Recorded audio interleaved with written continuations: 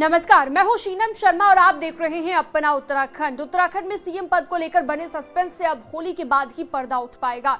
इस बीच दिल्ली गए सीएम पुष्कर सिंह धामी, प्रदेश अध्यक्ष मदन कौशिक समेत सभी नेता वापस लौट आए हैं। बीजेपी से जुड़े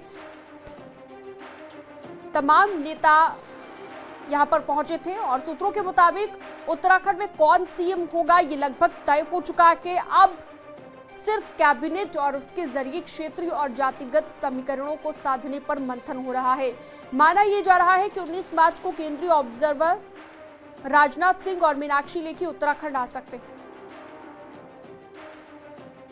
का चयन तो जो वैधानिक व्यवस्थाएं हैं उनके अनुसार भारतीय जनता पार्टी के जीते हुए विधायक अपने विधानमंडल दल के अंदर करेंगे और केंद्रीय नेतृत्व की ओर से 2 पर्यवेक्षक उसमें उपस्थित रहेंगे। ये सभी प्रक्रिया संभवतः होली के बाद संपन्न होगी और होली के बाद स्थिति स्पष्ट होगी। और इसी बीच एक बड़ी खबर आ रही है देहरादून से। सूत्रों के हवाले से बड़ी खबर आपको बता दें, विधानमंडल दल से पहले विधायकों का शपथ ग्रहण होगा। जो खबर सूत्रों के हवाले से मिल रही है, 20 मार्च को विधायकों को शपथ दिलाई जा सकती है। ये खबर सूत्रों के हवाले से निकलकर सामने आई। प्रोटेम स्पीकर बंशीधर भगत शपथ दिलवाएंगे। 20 मार्च शाम को बीजेपी विधानमंडल दल की मीटिंग हो सकती है। विधानमंडल दल बैठक बुला सकती है। तो सूत्रों के हवाले से ये तमाम खबरें हमने आपको बताई और सूत्र ये भी कहते हैं कि बीजेपी ऑफिस में विधानमंडल दल की मीटिंग होनी है। मीटिंग में सीएम चेहरे का ऐलान होगा। हालांकि खबरें जो मिल रही है कि नाम लगभग तय हो चुका है, अब मात्र जो है औपचारिक ऐलान बाकी है। खटीमा से पुष्कर धामी के हारने के बाद पार्टी के अंदर ही भितरघात के सुर उठने लगे हैं। सीएम धामी के आवास मिलने आई बड़ी संख्या महिलाओं और कार्यकर्ताओं ने सीएम के सामने ही पार्टी के पदाधिकारियों द्वारा चुनाव के दौरान भितरघात करने का आरोप लगाते हुए भावुक हो गए। वहीं सीएम धामी ने कहा कि संगठन इस पर पार्टी फोरम पर संज्ञान लेगी। पार्टी की हमारी व्यवस्थाएं हैं और पार्टी सभी का संज्ञान लेती है। अगर कहीं से कोई बात आ रही है तो निश्चित रूप से पार्टी फोरम पर उसका संज्ञान लिया जाए।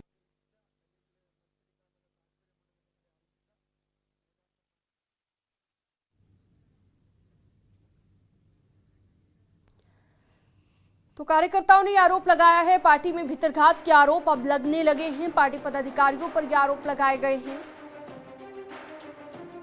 अब धामी के हारने को लेकर ये आरोप लग रहे हैं। दरअसल जिस चेहरे पर बीजेपी ने चुनाव लड़ा, जिस चेहरे को प्रचार के दौरान आगे रखा गया, वही चेहरा चुनाव हार गया। पुष्कर सिंह धामी की हम बात कर रहे हैं। अब पार्टी जो है इसे लेकर संज्ञान लेगी, ये भी कहा जा रहा है। और पार्टी में भितरघात के आरोप अब लग रहे हैं कि धामी के हारने के पीछे पार्टी के ही कार्यकर्ता जो भितरघात कर रहे थे उन पर ये आरोप लगे।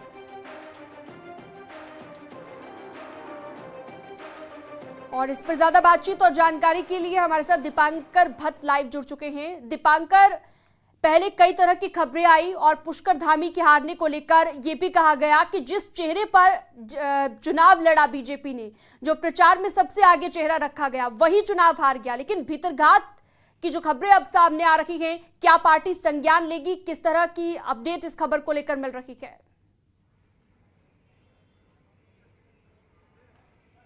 बिल्कुल, बीजेपी में जिस तरह अनुशासन की बात होती है और बीजेपी में आप पार्टी लाइन से बाहर जाकर नहीं बोल सकते, ऐसे में भारतीय जनता पार्टी के अंदर अगर भीतराघात की बातें और ये आरोप सिद्ध होते हैं तो जाहिर तौर पे पार्टी इन आरोपों को गंभीरता से लेगी। इससे पहले संजय गुप्ता जो लक्सर से चुनाव हारे बीजेपी के उम्मीदवार, उन्होंने भी इस तरह के आरोप लगाए थे प्रदेश अध्यक्ष मदन कौशिक पर। बाद में वो हारे वहां पर इलेक्शन, लेकिन मदन कौशिक वहां इलेक्शन जीते हैं। बीजेपी 47 सीटें उत्तराखंड में जीती है। तो अब जो पुष्कर धामी के हारने को लेकर बातें आएंगी, उसकी समीक्षा जब होगी बीजेपी में, तो जाहिर तौर पर अगर किसी ने यहां पर उनके विरोध में काम किया होगा या उनको हराने की जानबूझकर कोई कोशिशें की गई होगी तो पार्टी उसका संज्ञान जरूर लेगी। जी अच्छा दीपांकर, एक और चीज यहाँ पर समझना जरूरी हो जाता है कि अगर ऐसा हुआ है तो एक बार फिर से पुष्कर सिंह धामी को ही मुख्यमंत्री बनाने का दांव बीजेपी चल सकती है। कि हालांकि नाम तय हो चुका है, औपचारिक ऐलान अभी तक नहीं हुआ है।